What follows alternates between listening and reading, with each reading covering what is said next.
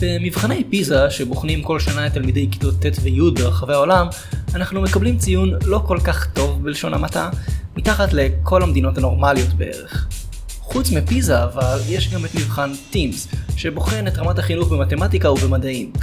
שם יותר קשה לעשות השוואות בינלאומיות כי רוב אירופה לא משתתפת, אבל הציון שישראל מקבלת הוא ציטוט רמה בינונית.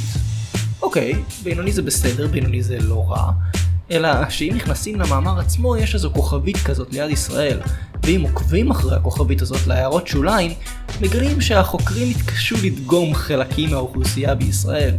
ובעוד שברוב המדינות שיעור הלא נדגמים עמד על כ5%, בישראל יותר לא נדגמו. ומסתבר שגם בפיזה זה ככה. זה הציון שקיבלנו בלי גברים חרדים. תקשיבו, החינוך בישראל גם ככה רע. אם לא נעצור את זה עכשיו, זה לא ייגמר טוב. כל האוכלוסייה חייבת ללמוד לימודי ליבה, ועכשיו, כי אחרת זה יהיה מאוחר מדי.